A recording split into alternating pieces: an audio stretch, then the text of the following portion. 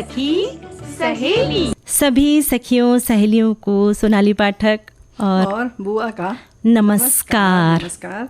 स्वागत है सभी का। और हम मना रहे हैं अंतर्राष्ट्रीय महिला दिवस के लिए पूरा सप्ताह मना रहे हैं जी हम लोग ना। तो आज के विषय के बारे में जानकारी दे दे, बिल्कुल, क्योंकि आज व्यंजन विधियाँ होंगी। सबसे पहले तो हाँ वो सबसे पहले बता दोगी? नहीं, सबसे पहले बता रहे हैं व्यंजन विधियाँ तो विधि भी है आज। हाँ। और हमारी सखियाँ, हमारे श्रोता, वे भी व्यंजन विधियाँ लिख कर भेजेंगे। बिल्कुल भेजते हैं और भेजेंगे भी बिल्कुल। और जैसे कि पहली महिला मिशन बैंड मेरी जिंदगी, इसकी संचालिका संस्थापिका डॉक्टर जया तिवारी से हमने कल बातचीत सुनी थी, तो थोड़ा सा उसका हिस्सा और भी जो उनके अनुभव हैं हमने साझा कल तो किए थे, थोड़े और हैं उनके बारे में हम आज फिर से सुनेंगे। और साथ ही एक और विषय है हमारा आज का, जो थोड़ा संवेदनशील विषय है बहुत ज़्यादा जी। वैधव्य जीवन एक मानसिक आघात जी।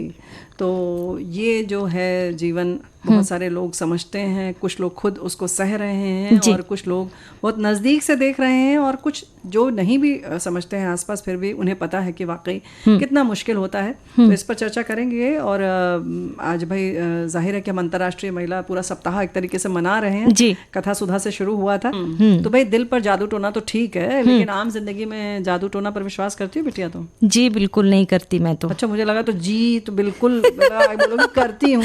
नहीं मैं तो नहीं करती, पर बहुत से लोग करते भी हैं बुआ जी। हाँ, लेकिन वो बिल्ली रास्ता काटती तो डर तो लगता है। पर मैंने एक बार ऐसा किया कि जानबूझ के मैं गई कि मैं बहुत ही, इतना भी जरूरी नहीं था काम, पर मेरा काम बहुत अच्छे से हो गया। हाँ, क्या बात है। तो भाई ऐसे बहुत सारे अनुभव सबके होंगे। इस पर हम कभी विस्तार से प्रोग्राम जरूर करेंगे, क्योंकि ये विषय ऐसा है कि सबके डराता भी है और बड़ा ताकत भी देता है। और ताकत की जब बात आई है तो हमारी साथी जो है जया तिवारी जी और उनके जो सहयोगी हैं, जिनसे हमने कल निहारिका जी से भी बात की।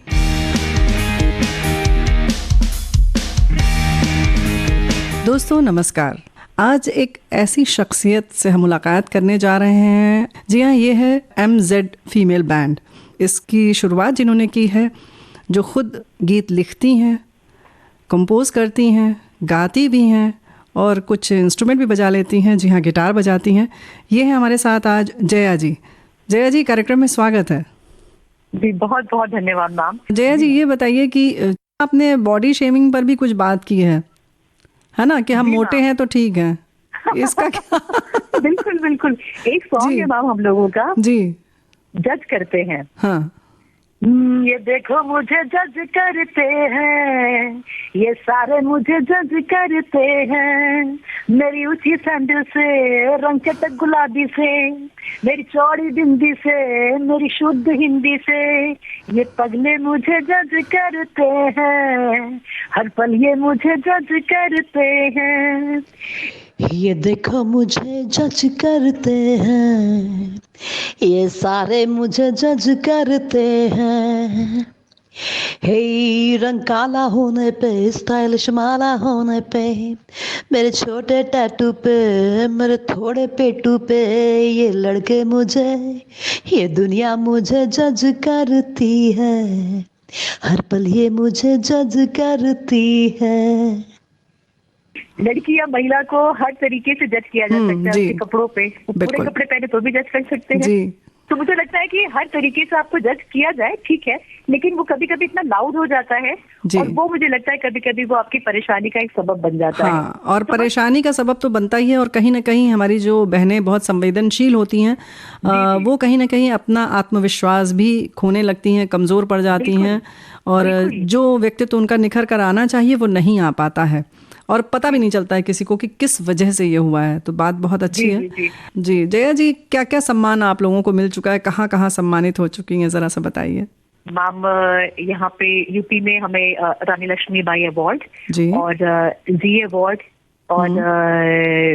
और भी अन्य जो है वो जगह पे सम्मानित किया गया। इंडियन भारतीय सेना ने हमें जो है वो वहाँ पे हमें सम्मानित किया जी। ये बताइए कि इसके संग संग जब पैसों की बात आती है तब क्या करते हैं आप लोग? पैसे कैसे इकट्ठा करते हैं, या मतलब शुरुआत में कुछ धन की दिक्कत हुई, आपने अपनी तरफ से लगाया, या कैसे शुरू किया? मैम, अक्सर ये होता है कि जब भी कोई कार्य अगर आप शुरू कर रहे हैं, अगर आपने कुछ सोचा है तो सबसे पहले पहल आपको करनी है, चाहे उसमें आर्थिक कंट्रीब्यूशन है वो आपको डालना होगा। और तो शुरुआती दौर में चीजें करी जो इंस्ट्रूमेंट थे, क्योंकि इतना सारा इंस्ट्रूमेंट हमारे पास था नहीं। मतलब हम लोगों ने पहले एक गिटार खरीदा, उसके बाद था कि रिदम के लिए क्या किया जाए, तो हम लोग ओखल, चिमटा, बेलन ये सब लेकर के चलने लगे। तो वो था कि ताकि जो एक किचन में काम कर रही है महिला, जो घरेलू महिला है, उसको भी हम कनेक्ट कर सके, उसे ये अलग न लगे कि वो हम उनसे अलग हैं। जब हम साड़ी पहन के निकलने लगे तो हम एक हर महिला जो कि भारतीय परिधान है ये हमारा, जिससे हम बड़े गर्व से साड़ी पहन के परफॉर्म करते हैं, इस पे भी मैम कभी कभी हम लोग जज कर लेते हैं कि एक बैंड जो है वो साड़ी में कैसे हो सकता है। और जब हम साड़ियां पहन करके अपने साज लेकर के स्टेज पे खड़े होते हैं तो लोग एक अलग सा कॉम्बिनेशन लोगों को दिखता है कि महिलाएं इस रंग में भी हो सकती हैं। जब हमने वहां पे कश्मीर में, जैसे निहारिका ने बताया, कश्मीर में परफॉर्म किया, तो साड़ियां पहन के जब हम साज लेके, ड्रम्स और गिटार सारी चीजें लेके खड़े हुए, तो वहां की चाहे वो हमें भारतीय सेना देख रही थी, उनको भी गर्व महसूस हुआ कि यहाँ की महिलाओं को मोटिवेशन मिलेगा। वो शिक्षा के लिए उनको हमें प्रेरित करना था, हमको स्वच्छता के लिए उनको प्रेरित करना था, और वो कार्य हम अपना वहाँ पे करके आए, और वहाँ पे हमें अच्छा प्रोत्साहन भी मिला। और जैसे अभी आपने नाम आर्थिक उसकी बात करी है, तो पहले तो कंट्रीब्यूशन आप अपना खुद डालते हैं, फिर जो एनजीओज या जहाँ से भी हमें थोड़ा बहुत अमाउंट जो मिलता भी है, वो हम कोशिश करते हैं वो किसी ना किसी रूप में हम समाज को ही वो दे दें। अच्छा। बहुत सारी बच्चों की एजुकेशन को भी बैंड ने शुरुआती दौर पे स्पॉन्सर किया। अच्छा। जिनको नीड थी। तो जहाँ पे ये हमने ओपन कर रखा है कि कभी भी किसी को भी ऐसी नीड पड़ती है जो हम बेयर कर सकते हैं, आप हमें हमारे मैसेंजर पे, हमारे सोशल मीडिया हैंडल पे डालिए, और जितनी कोशिश हो पाएगी, जितना भी मेरी जिंदगी बैंड से हो पाएगा, हम उन्हें फाइनेंशियल मदद करेंगे। आप आर्थिक मदद देती हैं, मैं तो आपसे आर्थिक मदद कहाँ से आपको मिलती है उसकी बात कर रहे थे, तो भाई ये तो आपने बिल्कुल उल्टी चक्की चला दी। एक्चुअली क्या है,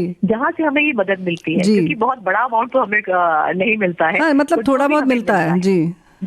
तो उसमें जो भी बैंक की जो ट्रैवलिंग कॉस्ट है, जैमिंग कॉस्ट है, वो बैंक के मेंबर्स को पे करने के बाद जो बचता है, वो जो है कोशिश करते हैं कि हम उसको सोसाइटी को ही सर्व कर दे किसी न किसी रूप में। बहुत अच्छी बात है। ये कई तरह से आप जो समाज में काम कर रही हैं, समाज सेवा का, उसके लिए हम आपको सलाम करते हैं, और बहुत अच्छी बात है। और हमें लगता है कि इस कार्यक्रम के माध्यम से हमारी बहुत सारी बहनों को और भाइयों को भी प्रेरणा ज़रूर मिलेगी कि कुछ ऐसा करें। इसके संग संग जो साड़ी वाली बात आप कर रही हैं, थोड़ा सा मन वहाँ अटक जा रहा है कि कैसे कितनी साड़ियाँ रखती हैं आप लोग, कैसे परफॉर्म करते जाती हैं 3-4 दिन अगर लगातार हो तो? जी। एक कलर हम लोगों का मजेंटा जो है वो फिक्स है जी, और अब तो हमारे पास कम से कम जो है वो 20 से 25 साड़ियां हो चुकी है। लेकिन अगर हम कहीं भी, हमारी जो फोटोज हैं, अक्सर लोग कहते हैं कि आपकी सारी फोटो एक जैसी क्यों लगती है, क्योंकि कलर एक ही होता है। अक्सर बैकड्रॉप है, बैकड्रॉप नहीं है जी, तो हम ये भी नहीं बता पाते कि इतने सारे शोज कर चुके हैं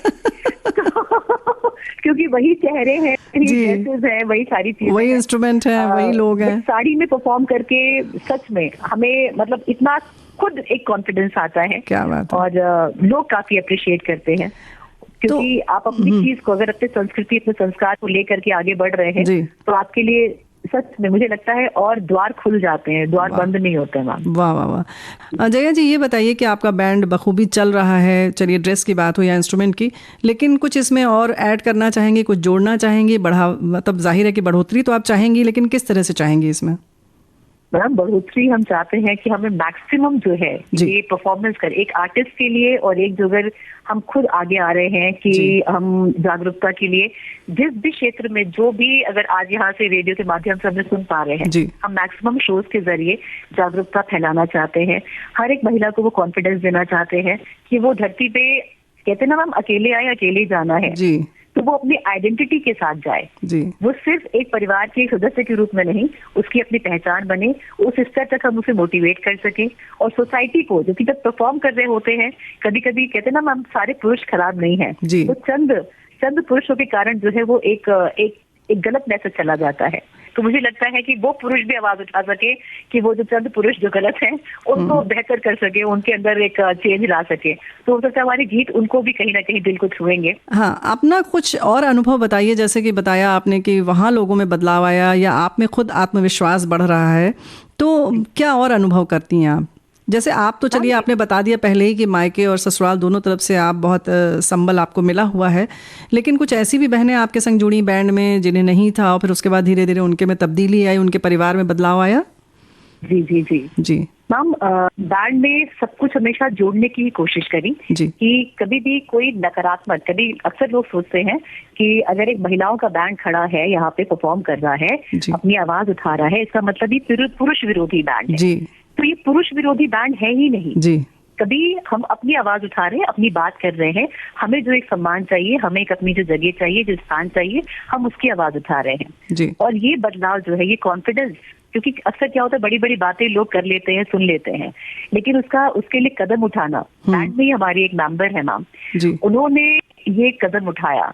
उनका विवाह हुआ और विवाह के दौरान जो है वो बहुत अच्छी सी, तो मतलब अच्छी शादी रही उनकी, पर कुछ समय के बाद जो है वो चीजें वो उस धरातल पे बिल्कुल डिफरेंट उनको नजर आई।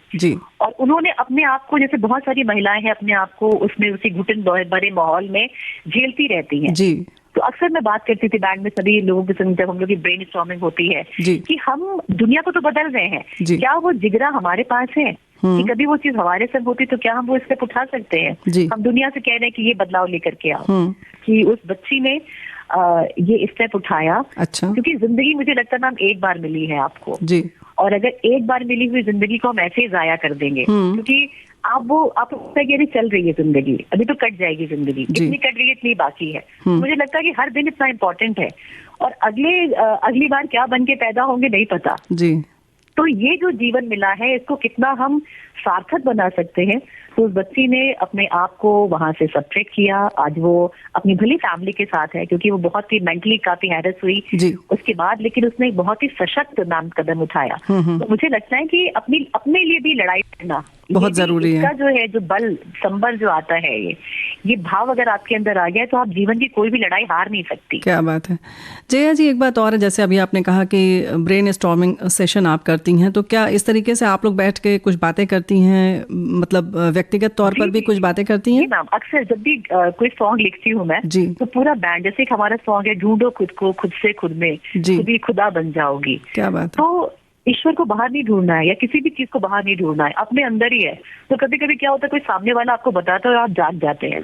तो हम वही सामने वाले हैं कि हम आपको बताएंगे आपके भीतर सब कुछ है, तो बल भी है, आप अपनी आवाज भी उठा सकते हैं। तो बस हम जगाने वाले हैं मैम, हम वही वाले वो प्रहरी है जो रात में जागते रहो कहता रहता है, खुद भी जगा रहता है, बस लोगों को अलर्ट करता है कि तुम बस, ताकि तुम्हारा कोई सामान चुरा ना ले जाए, तुम्हारी लूट ना हो जाए, जिंदगी जीने का वो जो जज्बा है वो न छीन ले, खुशी न छीन ले। बिल्कुल। ऐसा आमतौर पे तो लोग मान के चल रहे होंगे ना कि आप भड़का रही हैं महिलाओं को, ऐसा कर रही हैं, ऐसा भी हुआ होगा ना?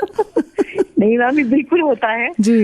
ये चीज होती है, मतलब टचवुड हमें बहुत सपोर्ट मिला। अच्छा। संघर्ष जो है, मुझे लगता है कि वो एक, जैसे हम रास्ते पे चलते हैं, कंकड़ पत्थर सब कुछ आते हैं मैम, तो मुझे लगता है कि जो भी चीजें, कभी छीटाकशी, स्टेज पे चढ़ते हुए कभी किसी ने कुछ कह दिया कि साड़ियों में बैंड बजाने आए हैं, देखो ये महिलाएं बैंड बजाने आई हैं, तो उसके कई दुअर्थी भी मतलब हो जाते हैं। बिल्कुल।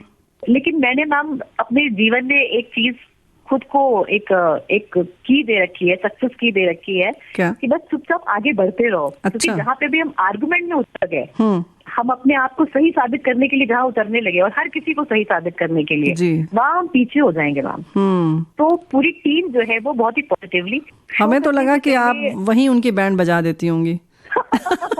नहीं, अक्सर मतलब जो है वो कुछ ऐसा होता है, तो हम वहाँ पे अपनी चीजों को रजिस्टर जरूर करते हैं जी। कभी स्टेज पे भी कर देते हैं, सलीके से, मतलब सलीके से करती हैं। जी। हाँ, हमारे, क्योंकि मैम लखनऊ से हम लोग उसका बहुत ध्यान रखना पड़ता है। क्या बात और है। जी। जैसे ही, क्योंकि मुझे लगता है कि जो महिलाओं का मैम जो बेसिक नेचर है, प्यार, ममता, दुलार और उनका शर्माना, वो चीजें जो है समाज में इतना उनको वो करके, टीज करके, वो सब गायब हो गई हैं। कोई महिला अब उस भाव से रहती नहीं है, ममत्व वो दिखाती नहीं है तो उसके अंदर, लेकिन वो डरती है ममत्व दिखाने से जी। तो क्योंकि सोशल मीडिया में भी आजकल जो चीजें चलती हैं, तो हर चीजें बड़ी दिमाग में आपके बैठ जाती हैं।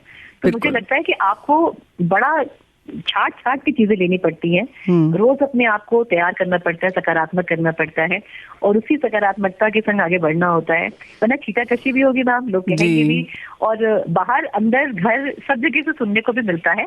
पर मुझे लगता है कि आप अपना लक्ष्य पकड़ के चलिए और आप अपनी मंजिल में पहुंचेंगे, जिसको कहना है वो कहता रहेगा मैम।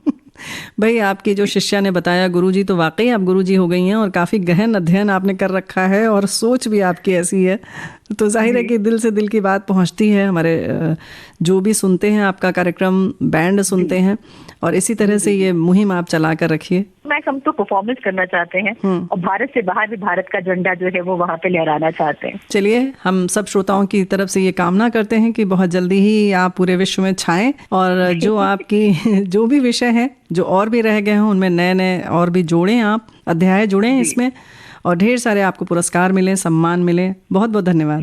बहुत बहुत धन्यवाद। और मतलब ये हमारे लिए गर्व का दिन है मैम ये जी कि आज आपके साथ हम साझा कर रहे हैं अपने मन की बात। जी धन्यवाद मैम, बहुत बहुत शुभकामनाएं आपको।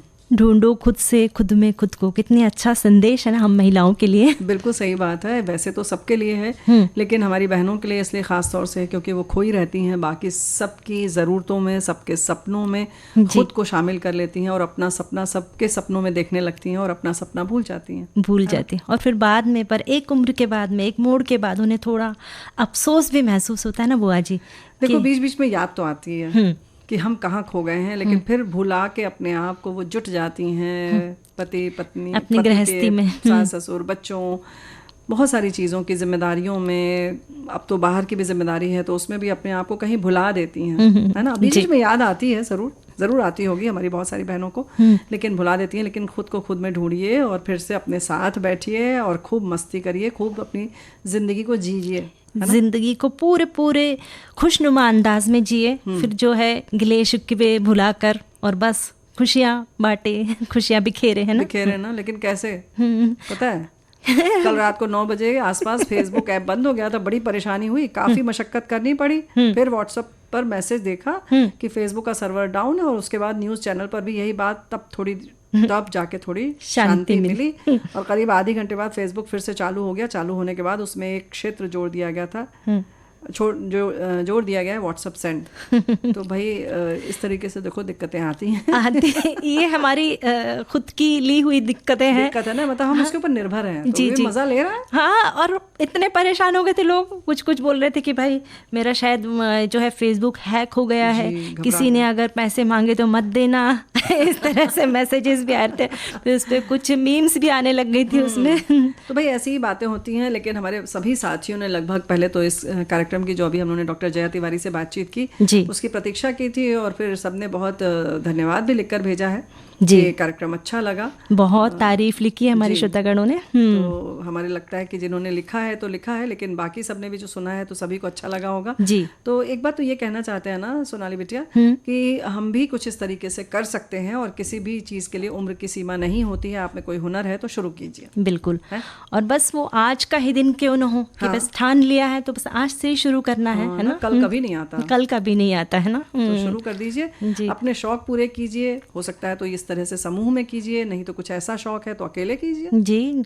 बहुत सारा, इतना सारा आकाश फैला हुआ है। बस जरूरत है तो मन में एक जिद और एक जज्बा अपने और गांठ बांध ले कि नहीं मुझे करना ही है और खुद के लिए करना है ना। बिल्कुल सही बात है। तो ये सब जो चीज़ें हम लोग लेकर हाजिर होते हैं तो इसीलिए लेकर आते हैं कि कहीं ना कहीं अंदर जो हमारे बैठा हुआ है वो फिर से जागृत हो जाए, और जो पहरेदार बैठा है, जैसे बताया जया जी ने, कुछ ऐसा ही हमें झकझोरता रहे कि जागते रहो और हम जग जाएं। लेकिन कार्यक्रम कल परसों भी ऐसे ही कुछ लेकर आएंगे, तो सुनते रहिए कार्यक्रम सखी सहेली। लेकिन भाई कार्यक्रम आपने सुना जो, वो उसके बारे में तो आपकी प्रतिक्रिया हमें मिल रही है। और वैधव्य जीवन एक मानसिक आघात जो है वो कभी कभी आर्थिक भी होता है, सामाजिक भी होता है, और ये सब मिलाकर मानसिक बन जाता है जी, है ना।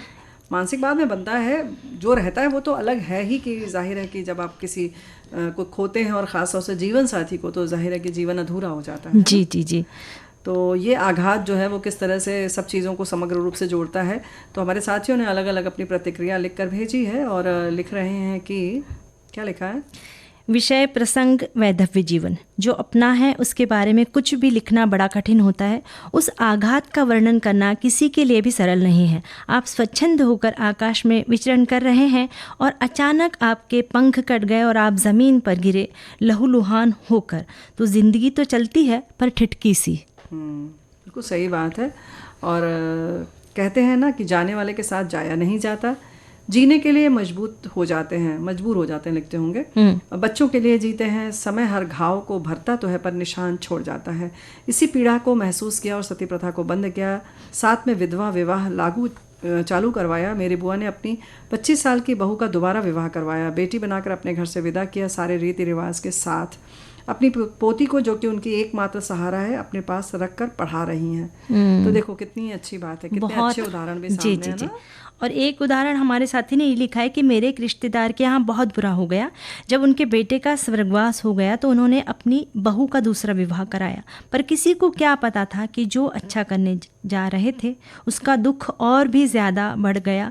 एक बार फिर से वैधव्य जीवन उनकी बहू के जीवन में आ गया। ओहो, तो ये आघात जो है वो तो है ही। और हमारे साथी ने और भी चीज़ें लिखी हैं, लेकिन स्वास्थ्य पर जो असर पड़ता है, मानसिक रूप से जो परेशानी होती है जी, वो जैसे बिल्कुल सच बात है कि ये बहुत घातक जैसा होता है ना, आघात लग जाता है, जैसे शॉक लग जाता है। अरे ये क्या हो गया, मतलब चलते चलते आप रास्ते में किसी का हाथ पकड़कर चल रहे हैं और वो छूट जाए तो कैसा लगेगा, है ना।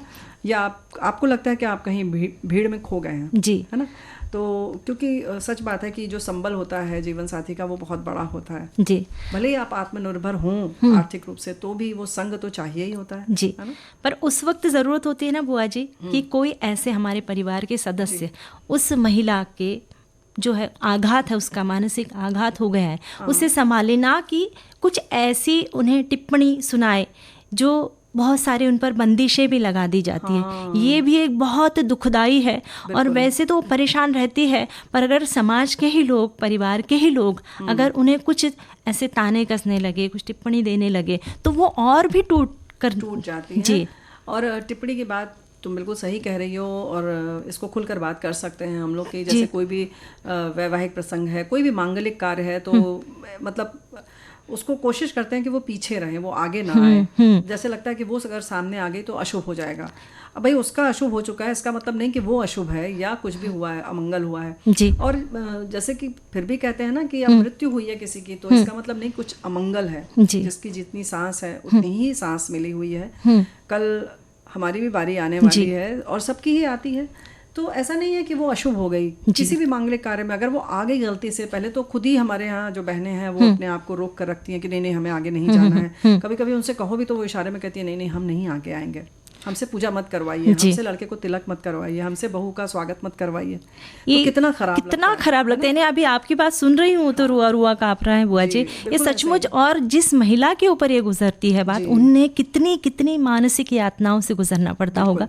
अच्छा, पहले ही जैसे कि कह देते हैं कि बिंदी नहीं लगाओ, चूड़ी मत पहनो, कुछ भी गले में मत पहनो, मंगलसूत्र तो खैर नहीं पहनते हैं, लेकिन उसके संग आप कोई भी चीज़ धारण नहीं करते हैं। तो लेकिन अब कुछ चीज़ें ऐसी हो गई हैं कि हाँ, बच्चे जो हैं वो खुद कहते हैं कि नहीं मम्मी आप ये करेंगी, तो कुछ कहीं ना कहीं थोड़ी समझदारी होनी चाहिए। बच्चे कहें या घर में जो बड़े बुजुर्ग हैं, नहीं लगाओ तुम, कोई गया तो उसके संग सब कुछ नहीं चला गया। देखो सोनाली बिटिया, कैसा है ना कि जब पेट हमारा तो हमारे साथ ही रहता है, हम जब दूसरे दिन क्या उसी समय या बहुत होता है 8 घंटे बाद 12 घंटे बाद खाना खाते हैं जी, बात करते हैं, और ये जो दांत है वो दिखता भी है, यानी कि हम मुस्कुराते भी हैं जी जी जी, आज नहीं तो 1 हफ्ते बाद से। तो फिर ये कैसे ये सारी चीजें जो ऊपरी अलंकरण जिसको कहते हैं ना अलंकरण है, सजावट की चीजें हैं, उनसे क्यों उसको रोक देते हैं, है ना जी। तो ये जो महिला सप्ताह चल रहा है बुआ जी, तो इसमें इस बात पर खुलकर विषय इसलिए हमने लिए है कि समाज की जो कुरीतियां हैं, जो बुराइयां हैं, उन्हें हमें दूर करना है, और उस महिला के प्रति इस तरह से हमारा व्यवहार हो कि उसका दिल ना दुखे। क्योंकि वो एक तरफ से अगर जब कभी पति बहुत जल्दी गुजर गए तो छोटे छोटे बच्चों की माँ है, तो अगर वो उनका मन अच्छा संबल उनका बना रहेगा तो बच्चों की परवरिश अच्छे से करेगी वो, नहीं तो वो अंदर से टूट जाएगी, दुखी हो जाएगी। ये बिल्कुल एक कहते हैं ना कि चलती फिरती क्या कहना चाहिए, निर्जीव जैसी हो जाएगी। तो फिर कैसे वो जीवन किसी का संवार पाएगी, या खुद हम तो कहते हैं बाकी छोड़ दीजिए, बाकी जीवन संवारना जिम्मेदारी उसकी है ज़रूर, बखूबी वो करेगी, लेकिन खुद का अपना जीवन जो उसका है वो कैसे करेगी, और उसको करने के लिए सबका सहारा चाहिए। और ये बहुत गंभीर विषय है, हमें एक गाने का सहारा चाहिए बिटिया। तो भाई बहुत सारी चीज़ें हमारे साथी लिखकर भेज रहे हैं, और सही बात है कि बिल्कुल व्यावहारिक चीज़ें हैं कि हमारे भारतीय समाज के ग्रामीण क्षेत्रों में और कमोबेश नगरीय क्षेत्रों में विधवा को आज भी अपशगुनी या दुर्भाग्यशाली का विशेषण से नवाजने से नहीं चूका जाता। उन्हें किसी भी शुभ कार्य या शुभ अवसर पर उस स्थल पर उपस्थित नहीं होने दिया जाता है, सामने नहीं आने दिया जाता है। ऐसी आशंका जताई जाती है कि यदि कोई आ जाएंगे ऐसे शुभ कार्य के समय तो काम बिगड़ जाएगा, अपशगुन हो जाएगा, इसलिए छाया भी ऐसे वक्त पर नहीं पड़नी चाहिए। तो भाई ऐसा शब्द जो है ना, वो शब्द ही इतना ख़राब अब कर दिया गया है कि वाकई मतलब डर लगता है। लेकिन एक इंसान को अगर जीने का हक नहीं देता है तो ऐसा कोई भी रिवाज नहीं होना चाहिए, हमें लगता है उसको समाज से ख़त्म ही करना चाहिए, है ना जी। और हमारे एक साथी लिखते हैं कि विषय सभी महत्वपूर्ण है, पर यह जो झकझोर देने वाला टॉपिक है वैधव्य जीवन, ये बहुत मुश्किल है। सच है, सबको एक के बाद एक करके जाना ही है, पर यदि पुरुष चले जाए तो महिलाएं एक तरह से अधूरी होकर टूट सी जाती है। सोचकर ही दिल दहल जाता है कि अकेले कैसे रहा जा सकता है। हमारी कितनी बहनें सहेलियां इससे गुजर रही है, उन सब पर मुझे विशेष प्रेम और संवेदना रहती है। हिम्मत बहुत रखनी होती है। बिल्कुल सही बात है। और वैधव्य जीवन मानसिक आघात, दाम्पत्य जीवन के विपरीत वैधव्य एक नहीं अपितु बहुविध स्वरूप में ही मानसिक आघात ही है। जब अपने साथ साथ बाल बच्चों का भी भरण पोषण करने हेतु मजबूर होना पड़े, परिवार भी एकल ही रहता है, ऐसे ही गृहस्थी की गाड़ी 2 पहिए से ही चलती है, उस पर से यदि एक पहिया न हो, फिर सोचिए ऐसे हालात में गृहस्थी कैसे चल पाए। मानसिक आघात का एक प्रमुख कारण होता है, ये एक प्रमुख कारण है। ऐसे में ही लोग संप्रति जीवन साथी की तलाश भी करते देखे जाते हैं। तो जीवन साथी की अगर तलाश कर रहे हैं तो बहुत अच्छी बात है, दोनों लोगों की सहमति है, अगर बच्चे हैं उनकी भी सहमति है तब तो बहुत ही अच्छा है। और जीवन साथी का लोग बहुत गलत अर्थ लगाते हैं, सिर्फ शारीरिक सुख के लिए ही मानते हैं कि विवाह होता है, जबकि बहुत सारी चीज़ें ऐसी होती हैं जो सिर्फ आप साझा कर पाते हैं। एक मानसिक संबल होता है और आर्थिक तो होता ही है। अभी तो वो भी समय नहीं आया कि 100% हमारी सारी बहनें जो है वो आर्थिक रूप से आत्मनिर्भर हैं। जी जी जी। तो क्या इसके लिए लगता है नहीं कि कहीं ना कहीं वैसे तो किसी भी चीज़ की तैयारी नहीं करते हैं, अपशगुन की तो बिल्कुल ही नहीं करते जी, लेकिन फिर भी बहनों को आर्थिक रूप से आत्मनिर्भर होना चाहिए। बिल्कुल होना चाहिए, क्योंकि क्या है ना, और आर्थिक रूप से तो आत्मनिर्भर होंगी ही, पर महिलाओं को जैसे छोटे छोटे काम, जैसे बैंक के काम है, घर में पति कहाँ पर इन्वेस्टमेंट कर रहे हैं, उस तरह की जानकारियां भी रखना चाहिए कि अचानक से ऐसी कोई आपत्ति आ गई तो फिर हम एकदम टूट कर बिखरने के बजाय चलिए ठीक है, यहाँ पर हमारी सेविंग्स है, ये हमें पता होना चाहिए। नहीं तो ऐसा ना हो कि अगर हमें कुछ मालूम नहीं है तो कोई उसका फायदा ना ले ले ना। बिल्कुल सही बात है। और ऐसे तो ये सारी चीज़ें तो हमें लगता है रोज़मर्रा की ज़िंदगी में जब जीवन साथी हो, तो चाहे वो पति हो या पत्नी, अक्सर पति लोगों को भी नहीं पता होता है, सारा काम हमारी बहनें करती हैं, तो भाई आप लोग भी सीख लीजिए और समाज के हर वर्ग को, सभी को आना चाहिए। तो ये सारे काम तो आना चाहिए, भले ही आपको ना करना पड़े, चाहे वो आर्थिक रूप से आप विपन्न हो, संपन्न हो, इसकी वो बात नहीं है, लेकिन ये सारी चीजें आनी चाहिए। जागरूक होना चाहिए, ये जागरूक होने की बहुत ज़रूरत है। और ये आत्मनिर्भरता की जो हम लोग बात कर रहे हैं सोनाली बिटिया, हम अक्सर ये मान के चलते हैं कि सिर्फ हम कोई नौकरी या व्यवसाय कर रहे होंगे तो ही वो आत्मनिर्भरता है, जबकि ऐसा नहीं है। निर्णय लेने की क्षमता जो है वो आपकी आत्मनिर्भरता है, सोचने की, आपके अपने विचार, अपनी पसंद नापसंद को रखने की और करने की जो और उसे व्यक्त करने की, है ना जी, ये भी आत्मनिर्भरता है। तो इस तरह से आत्मनिर्भर होना ही चाहिए। हमारी एक सखी ने लिखा है कि हमारे भारतवर्ष के पुरातन इतिहास में यदि हम दृष्टिपात करें और अपने प्राचीन धर्म ग्रंथों का अध्ययन करें तो पाएंगे कि हमारे प्राचीन भारत में विधवाओं की स्थिति दयनीय न होकर सम्मानजनक थी। रामायण और महाभारत के काल में विधवाओं की स्थिति वर्तमान की अपेक्षा अत्यंत सम्मानपूर्ण थी। ऐसे इन्होंने बात हाँ, ऐसा इन्होंने लिखा है कि बहुत सारी विधवाओं के बारे में इन्होंने लिखा है कि जो पात्र रहे हैं महाभारत और रामायण में, कि उनका पुनर्विवाह हुआ था जी। तो बिल्कुल सही बात है, अगर ऐसा हुआ है, हम लोगों को जानकारी नहीं है, लेकिन हमारी साथी लिख रही हैं तो ज़रूर हुआ होगा। और वाकई इस तरीके से इतना हेय दृष्टि से या ऐसा नहीं देखा जाता था जैसी कि आज की स्थिति है। तो हम बहुत अच्छी स्थिति की उम्मीद करते हैं और हम सबकी जिम्मेदारी है, सिर्फ ऐसा नहीं है कि ये कहने की बात है। जहाँ कहीं भी आपके आसपास ऐसा दिखता है तो आप उसका विरोध करें और सहारा बनिए और संबल बनिए, और ये बदलाव जो होगा तो बहुत ही सुखद बदलाव होगा ना। बिल्कुल। भाई जिंदगी पहेली है, लेकिन इस पहेली को कहना चाहिए ना कि बूझना और उसका सही हल निकालना ये हमारे हाथ में है। हमारे हाथ में बिल्कुल है, और हम सबसे मिलकर ही समाज बनता है और ये जिंदगी बनती है जी। तो और उसके संग संग कुछ और भी बनता है, और खाना बनता है। जिंदगी में मिठास व्यंजनों के कारण आती है। तो मीठा व्यंजन बता। अच्छा हाँ, जो तुमने लड्डू बनाया था ना, उसके बारे में बता देते हैं साथियों को, ठीक है ना। तो भाई ये जो है 1 कटोरी तिल लेना है इसमें, और 1 कटोरी मूंगफली के दाने लेने हैं, और 1 कटोरी सूखा नारियल लेना है कद्दूकस किया हुआ, और 2 कटोरी गुड़ चाहिए इसमें, और आधा कटोरी गोंद घी चाहिए, और सूखे मेवे आप अपनी इच्छा के हिसाब से जो आप चाहें डाल सकते हैं। घी गर्म कर लें, गोंद और सूखे मेवे को तलकर अलग रख लीजिए। फिर तिल, मूंगफली, सूखा नारियल मिक्सी में पीस लीजिए, ठीक है, और थोड़े से मिश्रण में गुड़ डालकर पीस लीजिए। फिर ड्राई फ्रूट्स जो भी आपको चाहिए, जैसे कि बादाम है और किशमिश भी चाहें तो डाल सकते हैं, इसके संग संग काजू है, मखाना है, चिरौंजी डाल सकते हैं, और गोंद डालकर फिर लड्डू बना लीजिए। और जो है इस समय जो सोनाली बिटिया हैं एकदम हाथ ऐसे प्रिंसिपल की तरह बैठी हैं कि हम सही बता रहे हैं कि नहीं। सही था? सही था, बिल्कुल सही था। तो बस लड्डू खाएं, खिलाएं और बढ़िया सा। और हमारे साथियों ने भी लिखकर भेजा, लेकिन पहले तुम बताओ आप क्या बता रही हो। मैं कोथिंबीर वड़ी की रेसिपी क्या बात है, महाराष्ट्र में बहुत प्रचलित है। धनिया की पत्ती, उसे धोकर काट कर उसे साफ कर ले। पहले तो पत्ती पत्ती लेना, उसकी डंठल निकाल देके और उसको धोकर काट कर अच्छे से उसे रख ले। 3 कटोरी है। फिर लहसुन और 3 कटोरी पूरी चाहिए जी। 3 कटोरी। फिर लहसुन और मिर्ची की पेस्ट जो है 1 चम्मच। आप जैसा तीखा खाते हैं, जिस तरह से, अगर लहसुन नहीं खाते हैं तो उसे नहीं भी डालें, नहीं भी डाल सकते। फिर उसमें थोड़ा सा नमक, तिल, अजवाइन, हल्दी, और 1 कटोरी बेसन लेंगे। जैसे 3 कटोरी धनिया की पत्ती है तो 1 कटोरी बेसन लेंगे, और 1 चम्मच चावल का आटा।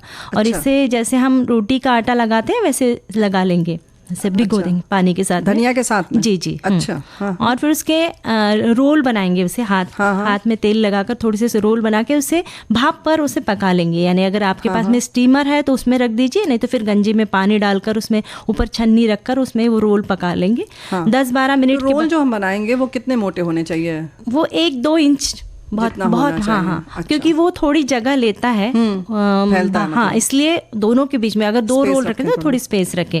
फूलता है थोड़ा। हाँ, थोड़ा फूलता है।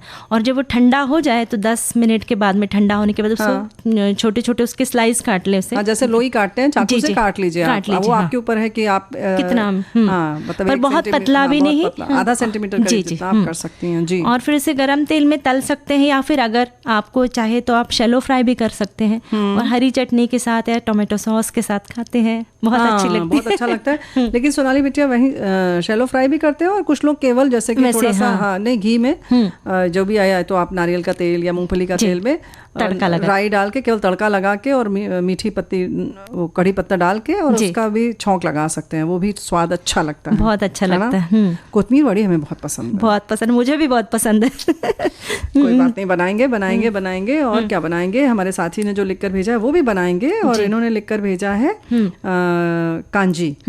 इन्होंने लिखा है कुछ दिन पहले बनाई थी गाजर की कांजी।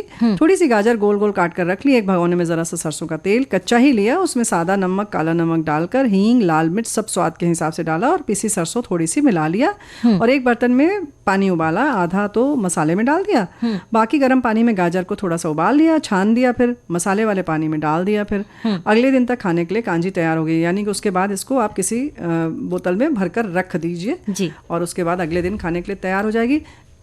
तो भाई चिट्ठी लिखेंगे तो जवाब तो जरूर आएगा, तो जैसा करेंगे वैसा ही मिलेगा जी, है ना? तो मैं आपका इशारा समझ गई बुआ जी, क्या कि जया जी की जो बातें हैं वो सुन के हमें कुछ प्रेरणा लेना है। बिल्कुल ली, बहुत अच्छी ली, लेकिन उसके बाद भूल जाएंगे, क्योंकि कोई ज़रूरत ही नहीं है हमें कुछ करने की। लेकिन साथियों, हम ये बातें इसलिए कर रहे हैं, बहुत सारे हमारे साथियों ने शुभकामनाएं दी हैं जया जी को जी। तो भाई हम भी अपने ऐसे हौसले के जो हैं, हमारे जो शौक हैं, उनको थोड़ी सी पंख दें, थोड़ा उड़ान भरिए।